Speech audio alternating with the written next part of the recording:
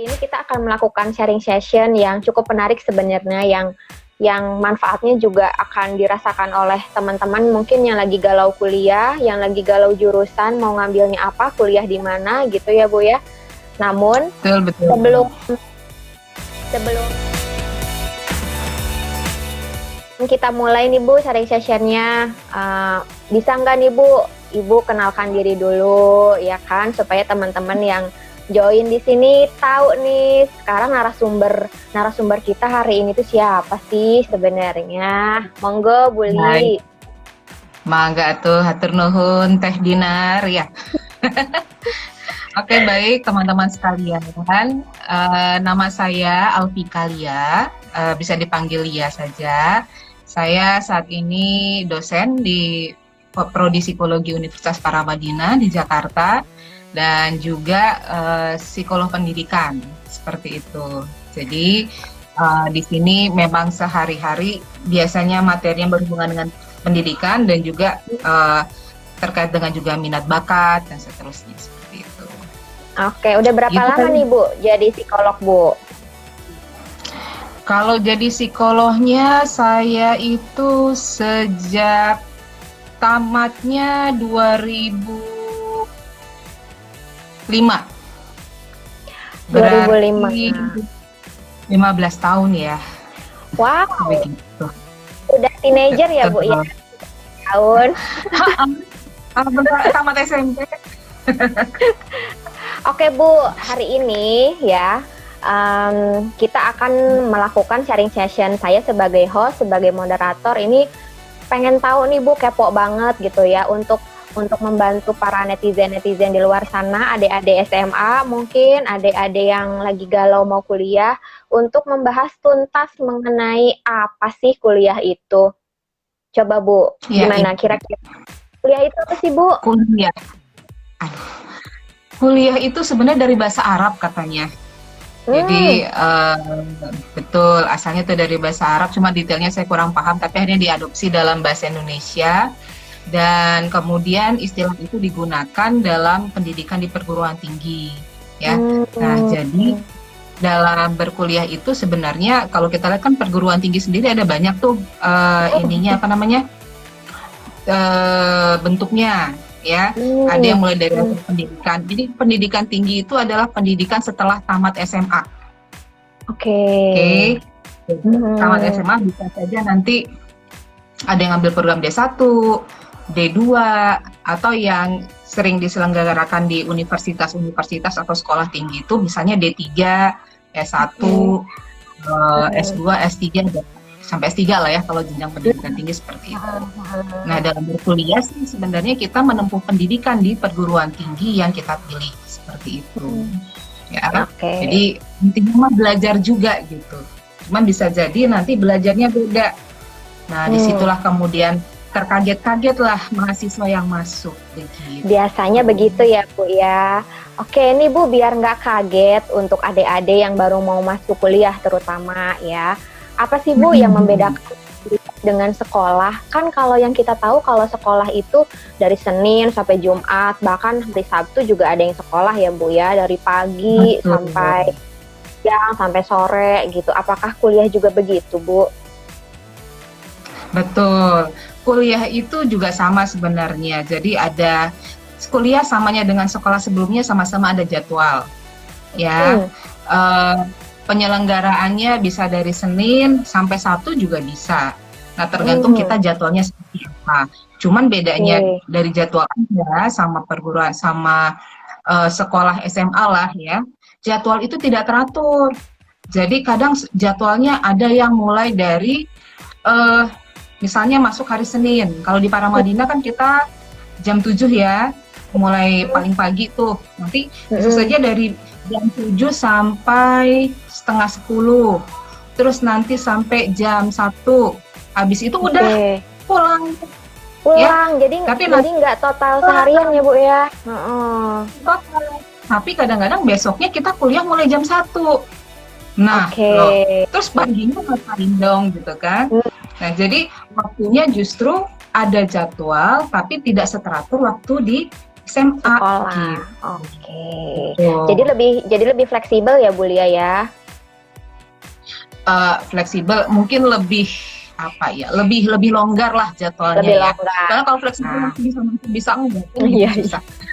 Iya. Semaunya nanti ya Bu ya kalau fleksibel juga. Oke.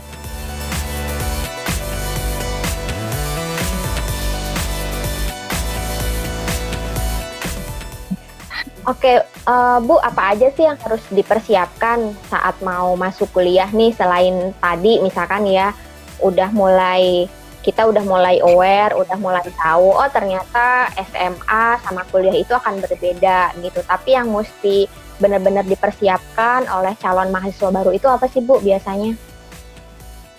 Nah, satu hal begini. Jadi yang namanya pendidikan di perguruan tinggi ya, itu ibaratnya sudah ada grand design kurikulumnya. Jadi kalau Anda masuk ke perguruan tinggi, itu nanti diharapkan satu, pasti ada teorinya. Ya, Anda belajar teori-teori, lalu nanti diharapkan dengan teori yang dipelajari, lalu nanti ada prakteknya juga kadang-kadang, ya. Nah, harapannya apa? Setelah Anda belajar ilmunya itu tadi, udah dapat prakteknya, setelah tamat, Anda bisa mempraktekkan apa yang dipelajari di perguruan tinggi tadi. Jadi langsung mengaplikasikannya di masyarakat, gitu. Nah, itu tujuan kita belajar di perguruan tinggi. Jadi ibaratnya satu, paham teori, nanti setelah lulus bisa mempraktekkan, gitu. Jadi gitu Mbak Dinar. Jadi nanti dari situ karena karena banyak teori, tentu harus kitanya yang mau masuk, aku belajar teori apa sih, atau nanti prodi yang mau aku pilih itu ngajarin tentang apa aja sih. Nah, di situ tuh yang dari lulus harus cari tahu gitu. Berarti ini ada kaitannya sama jurusan kuliah juga ya Bu ya, yang mau diambil nanti apa gitu ya. Oke. Gimana Bu? Gimana caranya adik-adik yang mau kuliah itu bisa mendapatkan informasi mengenai jurusan yang akurat, yang tepat, lalu gimana sih cara mendapatkan informasi yang relevan terkait apa yang dia mau Bu mengenai jurusannya itu? Oke, yang paling mudah sebenarnya apalagi dengan adanya internet sekarang, cari website jurusan dan universitas yang mau dituju. Websitenya gitu. Ya Bu ya? Websitenya, misalnya kalau mau masuk psikologi di Paramadina, buka websitenya Psikologi Paramadina, gitu kan? Atau kalau misalnya kita ada HI, buka websitenya HI gitu. Harus jadi langsung aja masuk website ya Bu. Lalu setelah itu apa lagi Bu? Nanti dari website itu biasanya kalau seperti kayak di Psikologi Paramadina itu nanti kita ada kurikulumnya tuh. Jadi di dalam website itu biasanya sudah ada yang kalau yang cukup mau terbuka websitenya nanti dikasih tahu mulai dari semester 1 dia belajarnya apa, semester 2 belajarnya apa, sampai dengan semester 8 kalau program sarjana semester 8 ya. Nanti kelihatan tuh nama mata kuliahnya. Oh, misalnya ada psikologi kepribadian, ada psikologi perkembangan misalnya. Nah, nanti di psikologi kepribadian belajar apa sih gitu. Jadi harus kitanya yang aktif nyari gitu. Ya. Jadi biasanya kalau di website kampus di Paramadina sendiri itu sudah rinci ya Bu ya, dari semester 1 sampai 8 itu sudah dirincikan. Betul, sudah dikasih tahu. Lalu Bu, untuk bisa membandingkan nih kampus yang baik itu yang seperti apa sih? Kampus yang sesuai sama maunya aku itu yang kayak gimana sih? Cara membandingkan kampus itu gimana ya Bu? Karena kan kampus-kampus di Jakarta terutama ya di Indonesia itu kan banyak banget ya Bu ya, yang negeri, yang swasta. Ini gimana Bu caranya Bu? Cara membandingkannya yang pertama satu tahu kalau mau ngambil IT itu ada di universitas mana aja sih misalnya. Ya, lalu kalau mau ngambil psikologi, universitas mana aja sih yang menyelenggarakan? Nah, nanti biasanya sih yang paling kalau kita bicara kualitas, nanti kita bisa lihat akreditasi. Akreditasinya apa dari prodi yang bersangkutan. Nah, karena akreditasi itu bicara sudah di-assess dari pihak luar ya, bahwa mutunya seberapa bagus, misalnya seperti itu dari akreditasi. Lalu dengan kita searching di internet, bandingin antara Universitas A, Universitas B, Universitas C. Jadi kita bisa lihat, oh di Universitas A dia psikologinya kayak gini, Universitas B psikologinya kayak gini.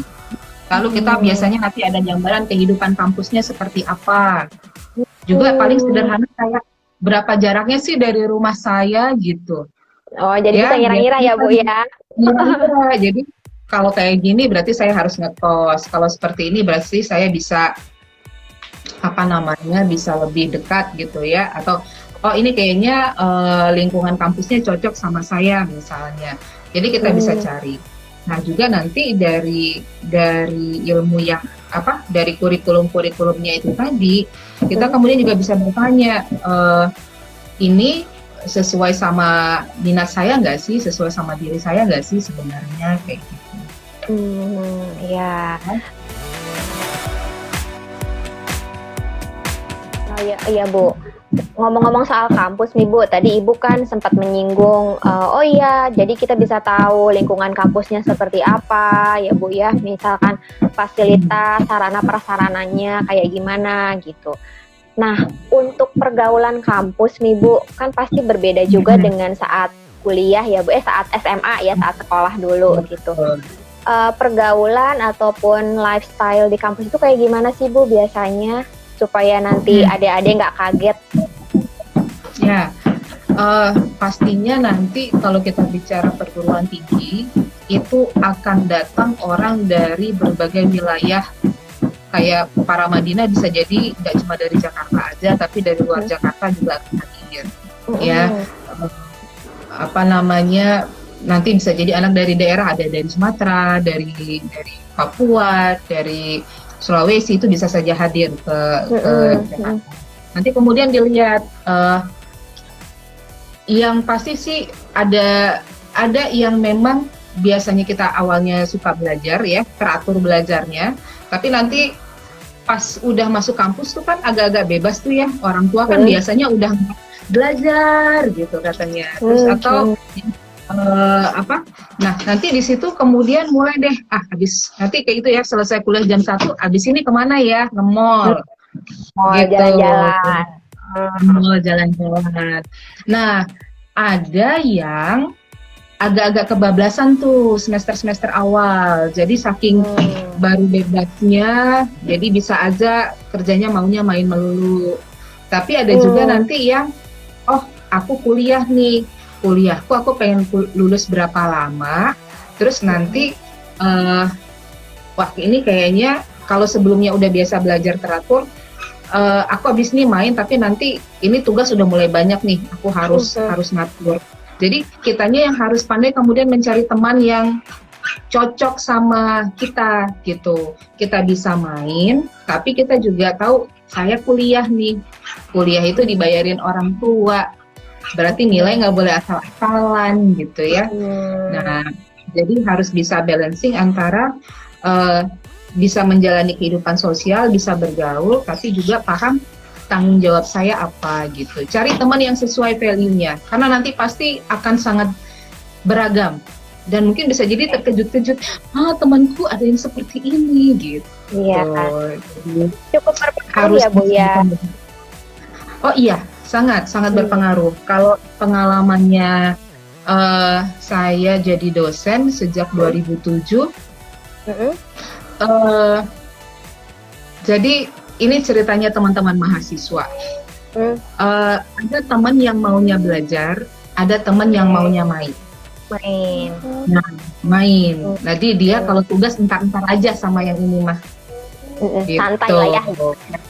Santai. Jadi kitanya yang harus bisa. Ini kalau saya mau lulus kuliah cepat dan nilai bagus, saya sama siapa ya temenannya? Karena teman kita akan punya potensi besar ngebawa kita ke arah yang bisa jadi beda sama maunya kita gitu. Oke. Bu, kalau misalnya ini ada beberapa pertanyaan dari adik-adik SMA sih, Bu. Ya, kalau saya lagi ngobrol gitu ya. Saya lagi ngobrol sama adik-adik yang SMA kelas 2, kelas 3. Kak, kok bisa sih ada yang kuliah lama, terus ada juga yang kuliah cepat gitu. Terus ada juga istilahnya, iya nih aku nggak lulus mata kuliah A misalkan, harus ngulang lagi. Nah, itu gimana, Bu? Penjelasannya, Bu? Oh ya, nah ini pertama saya bicara kuliah lama, kuliah cepat ya, gitu. Jadi gini, teman-teman mungkin yang SMA bisa dicek, bisa ingat kalau di SMA, lulus SMA itu adalah UN, ya. Oke, pas lulus ada ujian akhirnya adalah UN. Oke, nah kalau di perguruan tinggi ujian akhirnya itu biasanya skripsi atau tugas akhir. Ya. Nah, kalau UN cuma ngerjain soal, bisa PG, bisa esai. Tapi kalau yang namanya tugas akhir itu sifatnya dia bisa project, bisa melakukan penelitian, ya, membuat karya tulis. Jadi tergantung prodinya masing-masing. Nah, itu butuh tantangan banget, gitu. Jadi ibaratnya mengerjakan skripsi sampai selesai itu adalah mengalahkan diri sendiri. Ya. Jadi nggak ada batas waktu tuh untuk skripsi. Kan kalau masa studi di perguruan tinggi, program sarjana kan maksimal 7 tahun. 7 tahun. Ya. Nah, jadi misalnya di semester 7 atau 8 itu biasanya mahasiswa sudah boleh ngambil skripsi. Nah, yang skripsinya bisa cepat lulus. Tapi yang skripsinya lama tuh dari entar ke entar, terus aduh males, aduh takut, aduh enakan kerja dulu gitu. Nah, ini nanti yang jadinya yang aturan 1 semester selesai bisa jadi 2 semester, bisa jadi 3 semester, bisa jadi 4 semester. Jadilah 7 tahun. Nah, itu kan lama jadinya ya. Lama. Biasanya sih kalau kita lihat sebagian besar hambatannya ada pada skripsi, lama menyelesaikan skripsinya. Tapi juga tadi lama selesai itu mungkin terkait juga sama yang tadi Kak Dinar tanya, ada mengulang-ulang mata kuliah gitu. Jadi gini, belajar di perguruan tinggi, apalagi misalnya gini, teman-teman kan kenalnya di SMA itu paling kan fisika, kimia, sosiologi, antropologi gitu ya. Tapi nanti misalnya masuk psikologi, itu kenal sama namanya mata kuliah teori kepribadian. Wah, kan? Dengarnya aja namanya apa ya? Ya, banyak kan belajar teori tuh. Jadi kita menurut teori A, kepribadian seseorang dipengaruhi oleh masa kecilnya, gitu kan? Nah, ini tuh baru pertama kali kan didapatkan di perguruan tinggi ini, dan ini baru. Nah, ketika baru dan baru pertama kali ketemu, nah itu kadang butuh waktu juga untuk bisa memahaminya. Gitu. Nah, jadi kalau misalnya katakanlah ini kuliahnya materinya baru, terus sama satu lagi nih Kak Dinar yang saya juga amati, anak SMA pas dapat tugas kuliah suka terkaget-kaget sama soal ujian, gitu. Jadi soal ujiannya kalau UAS di perguruan tinggi itu kan banyaknya analisis ya. Betul. Nggak cuma lebih bervariasi ya, Bu ya. Betul. Kagetlah mereka, kok soalnya kayak gini gitu. Ya, jadi yang terbiasa hanya menghafal aja kalau belajar, kurang mau membuat pemahaman sendiri atau diskusi sama teman, itu bisa menambah kekagetan mereka gitu. Nggak siap sama mata kuliahnya, ditambah lagi enakan main, enakan jalan-jalan, kurang waktu untuk berusaha. Ini kayaknya materinya beda nih, butuh diskusi ini, gitu. Jadi akhirnya terkaget-kaget dengan mata kuliah, terus abis itu soalnya ternyata butuh berpikir lebih keras gitu dibandingin hanya sekedar hafalan gitu ya. Nah, itu yang kemudian salah satu faktor membuat nilai akhirnya jelek. Jadi kalau Jelek. di perguruan tinggi itu biasanya kalau misalnya kayak di psikologi nilai minimal itu C, di bawah C Hmm, harus ngulang, harus ngulang, ya. harus ngulang. Nah akhirnya disitulah mulai mengulang mata Itulah kuliah. yang bisa menjadikan tadi ya Bu, jadi bisa lama juga nanti kuliahnya, karena semakin banyak mata kuliah yang diulang-ulang tadi ya Bu ya. Betul Hmm. gitu. Jadi kitanya sebagai apa mahasiswa juga harus sadar, oh saya itu kuat di soal-soal kayak begini, tapi kalau materi yang seperti ini saya butuh diskusi deh gitu. Oke. Jadi harus mampu mengenali diri sendiri, saya kuatnya di mana dari aspek Hmm. kognitif, saya lemahnya di mana. Nah, Hmm. jadi harus mengenal diri betul untuk kita kemudian kalau apa ketemu belajar di kampus, oke, harus beda nih cara belajarnya gitu. Itu Oke. kira-kira tadi. Oke. Ada nggak sih introduction ataupun pengarahan-pengarahan awal nih, misalkan ya untuk calon-calon mahasiswa baru nih ketika sudah memilih kampus dan sudah memilih jurusan gitu ya, misalkan di Paramadina ambil psikologi gitu ya, sebelum masuk ke perkuliahan awal ada nggak sih dari kampus misalkan mengarahkan, nanti memberikan bimbingan atau semacam memberikan eh, ngumpul gitu ya, ngumpul dengan dosennya, dengan calon-calon mahasiswa baru untuk diadakan suatu sharing session juga supaya tadi tidak terkaget-kaget Bu ketika kuliah. Iya, iya, iya. Jadi kalau misalnya kita lihat eh, perguruan tinggi yang eh, paham bahwa tadi ya bahwa ini anak SMA baru lulus itu butuh orientasi. Jadi butuh Oke. butuh dikenalkan kehidupan kampus tuh seperti ini loh, mulai dari temannya kayak gimana, dosennya kayak gimana, cara berpikirnya perlu apa. Jadi ada masa Hmm. orientasi biasanya. Nah, Namanya kalau misalnya ya bahasa umumnya masa orientasi. masa Kalau di orientasi. Paramadina di level universitas kita sebutnya Graha Mahardika Paramadina. Jadi Oke. rumah Paramadina lah. Jadi menyambut kepada rumah baru di Paramadina gitu. Nah, nanti dalam sesi Graha Mahardika Paramadina ini disiapin tuh mulai dari apa namanya? Mulai dari eh, apa namanya? Perlu gaya berpikir seperti apa untuk jadi mahasiswa. Lalu Hmm. nanti jelasin juga tentang uh, apa namanya sejarah kampus gitu Hmm. ya.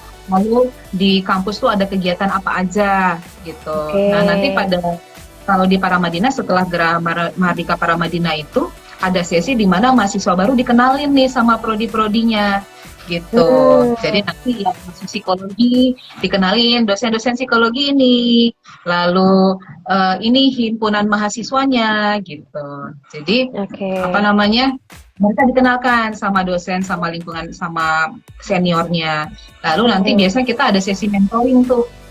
Nah, mentoring Hmm. ini tadi yang apa ngebarengin mahasiswa baru untuk yuk ditemenin nih. Jadi Hmm. ada senior yang mendampingi, nanti ada pembekalan mulai dari cara belajar gimana, aspek sosialnya seperti apa. Jadi nggak akan kita lepasin lah ibaratnya mahasiswa baru itu. Oke. Jadi untuk adik-adik yang mau masuk kuliah ya, yang nanti akhirnya memilih Paramadina, mudah-mudahan ya Bu, jadi banyak mahasiswa baru nih nanti yang join di Paramadina psikologi. No worries, jangan khawatir, kalian nanti akan diberikan orientasi sebelum mengikuti perkuliahan awal ya Bu, supaya tadi tidak terkaget-kaget. Jadi nanti akan dikenalkan kampusnya gimana, lingkungan kampus itu seperti apa, dosen-dosennya juga dikenalin, kegiatan-kegiatannya juga. Nah, lalu hal-hal lainnya mungkin keliling kampus ya Bu ya, biasanya ya di bawah tuh keliling kampus ya Bu. Oke Bu. Termasuk posisi kantin ada di mana gitu ya. Oh iya itu yang paling penting, kantin ya. Kantin tuh di mana? Lalu apalagi biasanya tempat jajan, lebih semangat kayaknya kalau tempat jajan ya. Oh, kayaknya gitu Kak Dinar.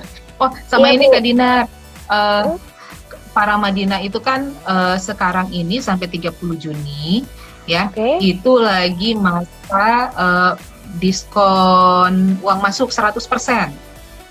Wow, 100%. 100%. Jadi ibaratnya yang Eh, daftar masuk para Madinah sampai dengan 30 Juni itu free uang masuk. Jadi cukup langsung bayar SPP-nya saja. itu luar biasa adik-adik, silahkan ya, ini kesempatan yang jarang banget terjadi, nggak ada di kampus lain, cuma di Parmat doang, 100% loh diskonnya. 100% sampai 30 Juni. Nanti lewat 30 Juni bayarnya 50%. Oke. Nanti mendekati masuk kuliah 25%. Jadi mari kita manfaatkan. Oh ya, Ya Kak? manfaatkan betul. Diskonan selama itu ada diskon ya Bu ya. Gitu, kita Betul. manfaatkan. Betul, Oke. gitu Kak Dina. eh, dari kegiatan di kampus nih, ya kan? Tadi kan sempat Mm-mm. dibilang juga kalau ada kok kegiatan lain selain akademik gitu ya, selain belajar dan belajar. Nah, kalau di kampus sendiri nih di Paramadina khususnya, ada kegiatan non akademik itu yang kayak gimana aja sih Bu? Contohnya? Oke, baik. Jadi di kampus itu dia mengenal namanya unit kegiatan mahasiswa atau UKM, Hmm. ya. Nah, jadi dalam UKM ini kesempatan untuk mahasiswa untuk bisa menyalurkan bakat non akademiknya atau minatnya misalnya. Hmm. Jadi kampus itu jadi jangan cuma ada istilah begini kalau buat mahasiswa, kupu-kupu sama kunang-kunang, ya. Kupu-kupu saya tahu Bu, kupu-kupu saya tahu. Kunang-kunang apa Ah, itu ya? kalau kunang-kunang itu kuliah nangkring. Jadi Oh iya pulang iya iya kuliah iya. nongkrong di mana gitu, ya. Oh. Jadi ibaratnya kuliah ini perguruan tinggi itu teman-teman nggak cuma mengembangkan aspek akademik, kemampuan teoritis kita pada Hmm. bidang ilmu yang kita tekuni, tapi juga kita mengasah keterampilan soft skill, ibaratnya seperti itu. Hmm. Hmm. Ikut UKM, kegiatan mahasiswa di kampus, dimanapun nanti teman-teman ikut, itu akan mengasah soft skill tadi, mulai dari berorganisasi, Hmm. kepemimpinan, ya, Hmm. bagaimana kita merencanakan kegiatan, Hmm. gitu. Hmm. Jadi, justru nanti teman-teman kalau ikut OKUP, jadi organisasi kemahasiswaan ya di Paramadina istilahnya ada namanya OKUP tapi istilah normalnya apa namanya awamnya UKM.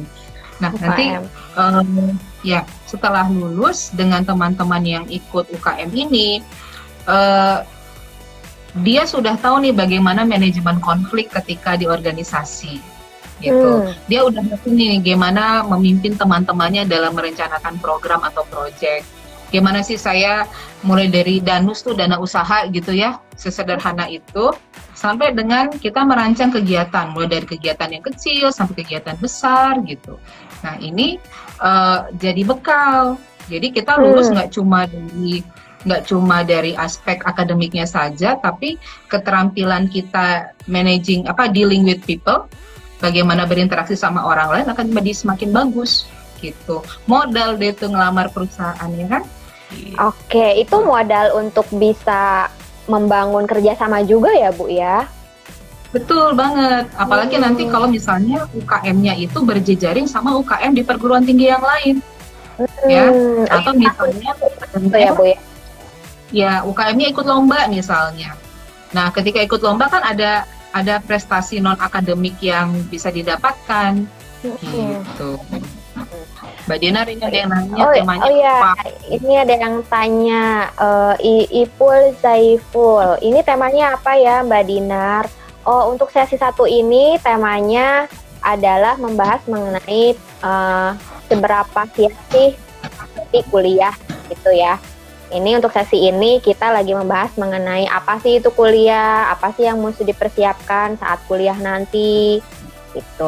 Nah, untuk sesi besok lain lagi ya, Bu Lia. Jadi teman-teman kalau penasaran itu sesi 2 besok di jam yang sama, di jam setengah 4. saya dan Bu Lia juga akan buka sesi lagi gitu berkaitan dengan minat dan bakat. Ya, oke, terima kasih Mas Ipul sudah bertanya. Oke, teman-teman, misalkan ada yang mau bertanya, masih bingung atau gimana, boleh ditulis aja di komen ya. Nanti pertanyaannya akan kami bacakan dan nanti Ibu Lia akan menjawab. Gitu. Oke, Bu. Bu, pertanyaan lain nih seputar perkuliahan. Di perkuliahan kan ada dosen pastinya, ada teman-teman mahasiswa yang satu jurusan, yang lain jurusan gitu ya Bu. Nah kalau si mahasiswa ini memiliki kendala nih saat belajar, misalkan di psikologi aku nggak ngerti teori statistik, aku nggak ngerti teori kepribadian gitu. Apa sih hal pertama yang harus dilakukan Bu selain tadi nyari teman yang memang satu frekuensi ya, yang sama-sama bisa belajar juga Bu? Oke, satu hal yang sepengalaman saya di Paramadina, dosen itu sangat terbuka untuk ditanya. Oke.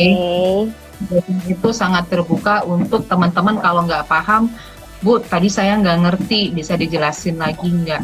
Misalnya. Jadi kadang mungkin di situ kalau saya sering lihat gitu ya, mahasiswa tuh rada sungkan sama dosen gitu. Jadi ya digalakin atau apa gitu ya. Nah, jadi ketika teman-teman kesulitan sama materi, dosen itu sangat terbuka untuk bertanya gitu. Bu, tadi tuh nggak paham sama materi yang ini. Nah, dan menurut pengalaman saya, dosen itu membuka kesempatan bertanya nih di dalam kelas. Ada teman-teman ada pertanyaan, ada yang belum ngerti misalnya. Nah, di situ sebenarnya ajang untuk mahasiswa bertanya. Cuman saya nggak tahu ya, apa mungkin mahasiswa sungkan untuk bertanya begitu, atau sungkan untuk, atau takut diketawain gitu ya sama teman-temannya ketika bertanya.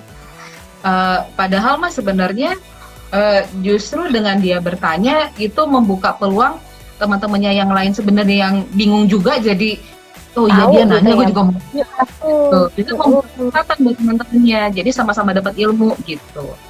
Nah, tapi bagi mereka yang memang sulit untuk bertanya di depan kelas, depan teman-temannya, setelah selesai kuliah boleh tuh, ya. Nah tuh kata Adelia Hakim. Tuh benar. Ya bang. Iya, Adel nih, iya banget Bu, takut diketawain. Oh benar banget berarti yang dikatakan Bu Lia. Ada Pak Aan juga nih baru join Bu. Pak Aan, halo Kak, apa kabar Kak Aan? Selamat Dinar dan Emilia. Kakak Bu, iya saya kenal sama Kak Aan loh. Baiklah, jadi kadang gini, mungkin itu banyak kejadian selama di SMA ya. Ini kita belajar rada-rada psikologi dikit gitu. Pengalaman kita Bu, emang nggak apa-apa, emang era lama kita Bu loh, psikologi kan. Iya, nah jadi kadang ketika teman-teman ini punya pengalaman selama SMA ketika bertanya, suka disorakin sama temennya gitu, wow gitu. Terus atau misalnya, lu yang kayak gitu aja ditanyain gitu sebenarnya. Nah, setidaknya bagi saya pribadi, nggak ada pertanyaan yang bodoh, ya. Nggak ada pertanyaan yang jelas. Dan ketika yang sederhana itu ditanyakan, saya pernah bilang gini sama mahasiswa saya, Bu, jadi kalau kita nggak bertanya, sebenarnya kita melakukan refleksi. Ini apa sih barangnya gitu? Oh, gue nggak ngerti-ngerti ya. Artinya apa? Dia itu melakukan monitoring sama dirinya sendiri. Oh, yang ini aku paham, yang ini aku enggak. Dan itu sebenarnya modal utama untuk kita bisa jadi orang yang lebih bagus lagi gitu. Artinya apa? Kita melakukan monitoring terhadap kondisi diri kita sendiri. Nah,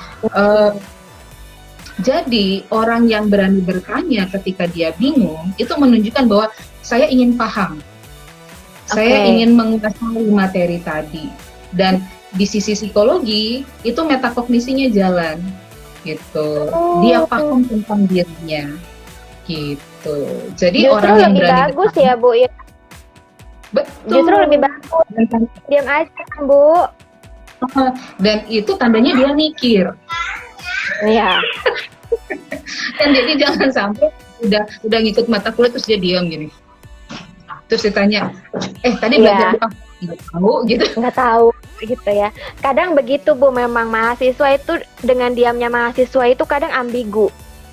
Ini tuh dia ngerti atau dia nggak ngerti gitu. Jadi mendingan teman-teman tanya aja ya. Nanti adik-adik jangan sungkan untuk bertanya. Teman-teman mahasiswa juga tadi kayak Adel ya Bu, takut diketawain, hehe gitu ya. Itu oke Adel. Tadi yang seperti kata Bulia bilang, itu malah melatih metakognisi kita jadi jauh lebih aktif ya Bu ya. Oke. Oh iya Bu,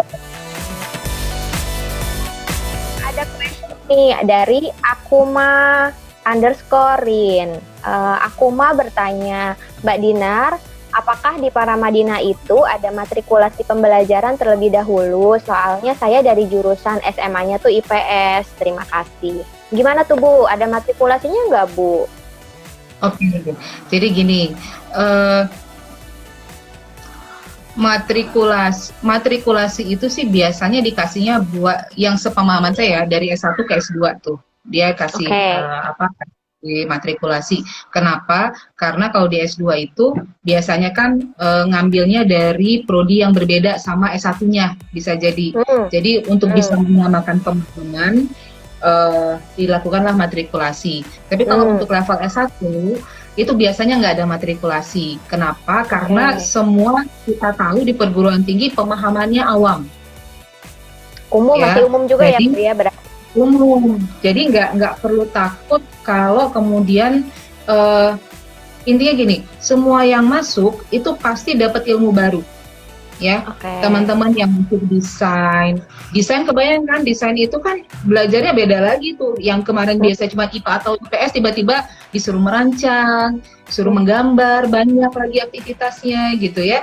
Jadi semua akan dikasih tahu basicnya.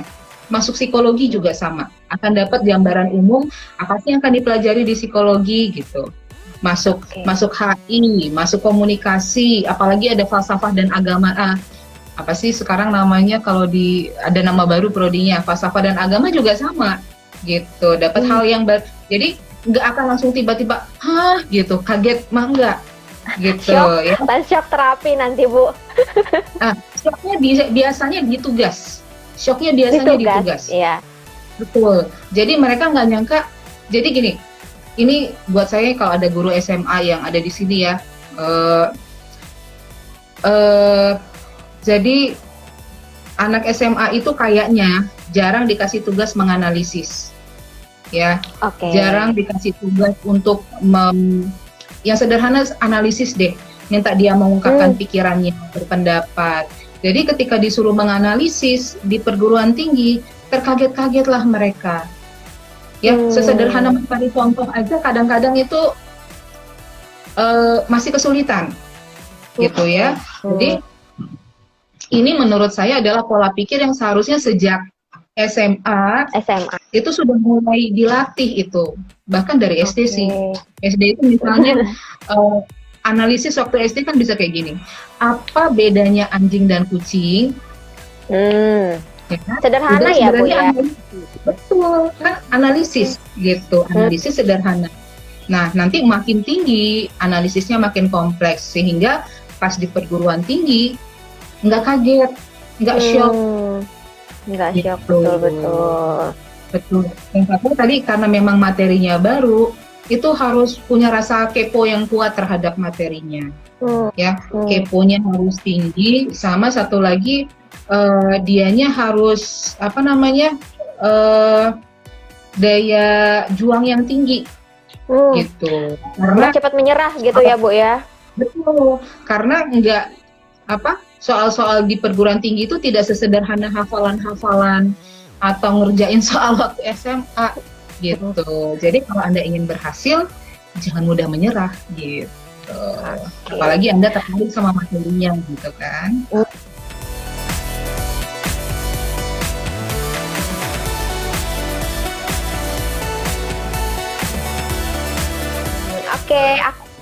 Itu tadi jawaban dari Bulia ya. Intinya kamu jangan khawatir, nanti ketika kamu mau masuk kuliah mau kamu jurusan SMA-nya IPA, IPS, itu nggak ngaruh ya. Nanti tetap akan diberikan hal-hal yang sifatnya umum dulu supaya tadi tidak terkaget-kaget ketika nanti melakukan perkuliahan di keseharian gitu ya.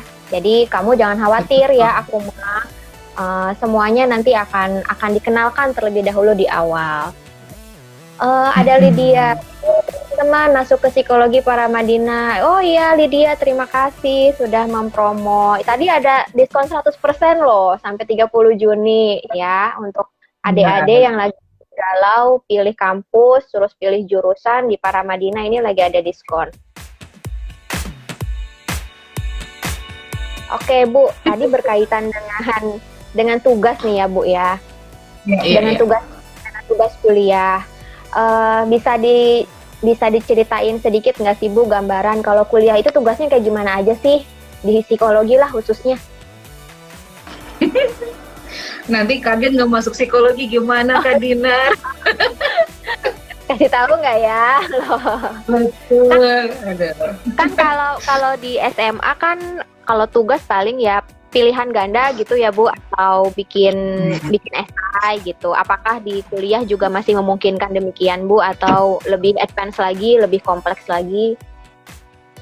Oke, kalau jadi kita itu istilahnya sih yang umum ya. Jadi ada yang namanya kuis, ya. Kuis itu biasanya untuk mendapatkan pemahaman materi per subbab-subbab yang diberikan gitu ya. Jadi ada materi 1, materi 2, habis itu nanti ada kuisnya. Lalu ada nanti UTS dan UAS. Jadi ada ujian tengah semester, ada ujian akhir semester. Nah, bentuk ujian tengah semester atau akhir semester ini itu bervariasi. Ada yang paper. Oke. Kalau saya nggak salah sih teman-teman di SMA sudah mulai bikin paper sebenarnya ya. Cuma nanti ketika di perguruan tinggi makin banyak paper yang harus dibuat gitu ya.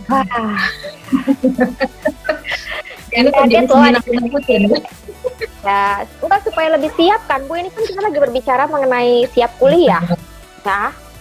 Ya betul. Nah lalu ada paper.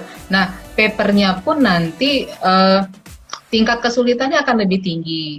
Jadi bisa jadi teman-teman harus misalnya kalau di psikologi kan kita kadang suka analisis kasus ya.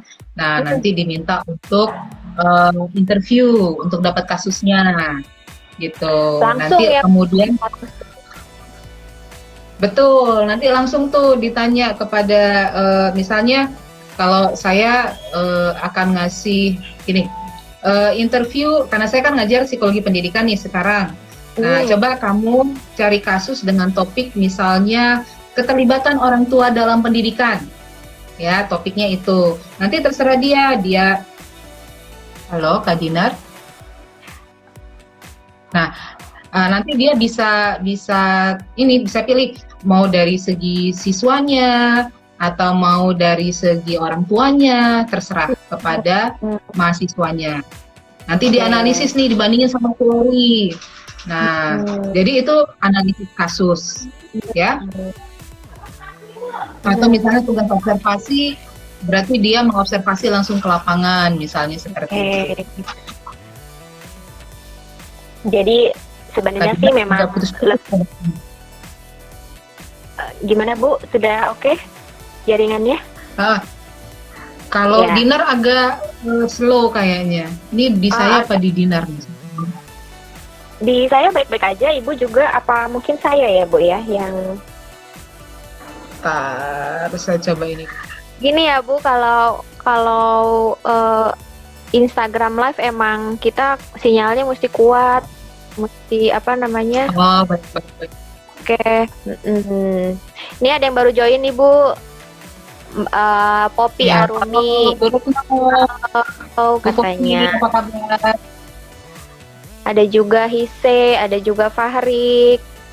Ya, teman-teman yang lain yang di atas-atas yang tidak tersebutkan, mohon maaf. Hendrowatir juga baru join. Terima kasih sudah join. Itu Bu Retno, dosen TI. Halo Bu Retno.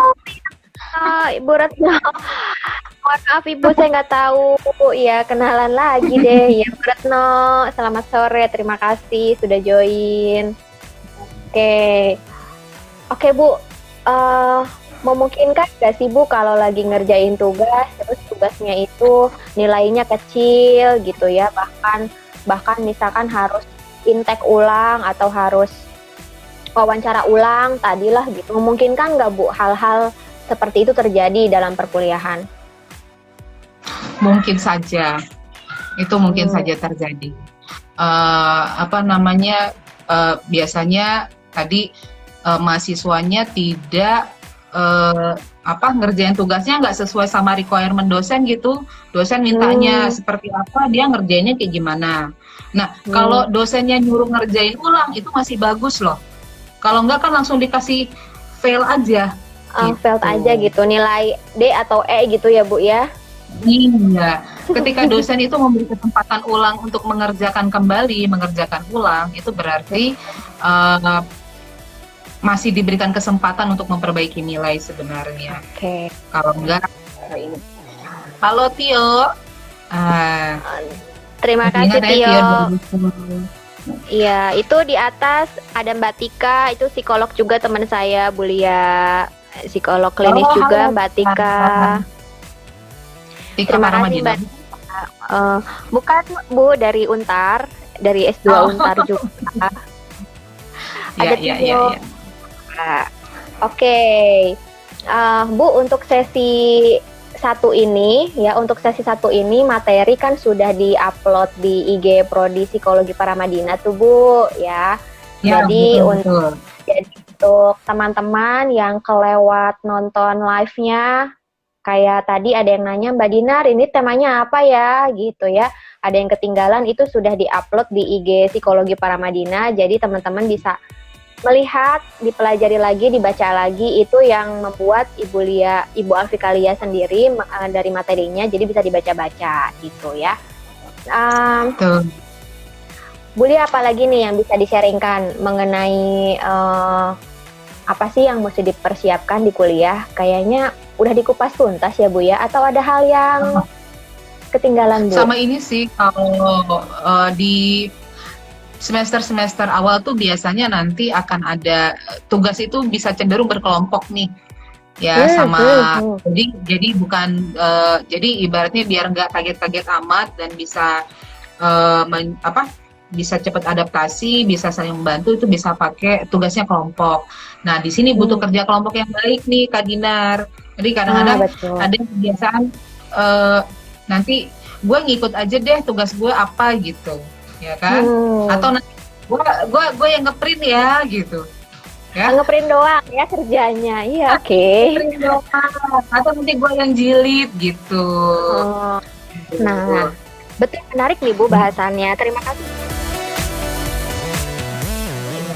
Lagi membahas mengenai teamwork ya Bu, kerjasama gitu ya, mengenai kerjasama. Sebentar Bu, ada yang nanya. Kak Dinar, aku mau tanya lagi. Gimana caranya membangkitkan rasa pede ketika kuliah? Soalnya saya orangnya agak pemalu. Gimana tuh Bu? Kalau mau meningkatkan percaya diri ya dilakukan saja. Jadi ibaratnya gitu ya Bu? dijalani saja. Karena gini, kan ketidakpercayaan diri kita tuh kan karena kita sendiri punya pemikiran-pemikiran. Nanti diketawain orang, nanti nilainya jelek, nanti begini, nanti begitu gitu. Ya, jadi nanti ini sebenarnya pikiran-pikiran negatif yang belum tentu benar gitu. Dan pikiran negatif ini nanti yang cenderung akhirnya membuat kita urung untuk mengerjakan apa yang sebenarnya kita mau lakukan gitu. Jadi bagaimana sekarang kita mengendalikan pikiran-pikiran negatif tadi. Jadi misalnya, nanti kalau aku begini aku diketawain lagi. Pertanyaannya adalah udah dicoba belum? Oke. Udah dicoba Intinya dicoba dulu ya Bu, gitu ya. Iya, karena kadang-kadang itu karena tadi gini, pikiran negatif itu kan harus di counter ya. Bener apa enggak pikiran negatif saya? Jangan-jangan cuma pikiran saya doang, yang lain nggak mikir gitu. Nah, Oke. kita bisa saja ngajak sama orang yang kita percaya, gue takut nih soalnya nanti begini-begini, menurut lu gimana? Nah, dengan Hmm, ada teman yang kita ajak diskusi mengenai pikiran negatif kita ini, eh, kita bisa lebih tercerahkan. Oh iya ya, bisa benar juga ya gitu. Jadi hmm, kadang-kadang kita itu punya punya pemikiran negatif, tapi kita sendiri aja terjebak sama pikiran-pikiran itu gitu. Jadi hmm, pikiran-pikiran tadi, yuk kita coba cari temen. Bener nggak sih kalau gue mikirnya kayak gini? Jadi hmm. perasaan pemikiran gue aja atau memang objektifnya kayak gitu? Gitu Oke. ya. Jadi itu tuh salah satu cara kayak gitu. Oke, oke aku ya aku Rin ini terima kasih kamu nanya terus dari tadi. Terima kasih ya, kamu curious banget. Tadi yang seperti Bu Lia jelaskan bahwa jalani aja gitu ya, tepis tepis semua rasa khawatir yang belum tentu terjadi juga ya Bu ya. Hanya perasaan sendiri mungkin gitu ya.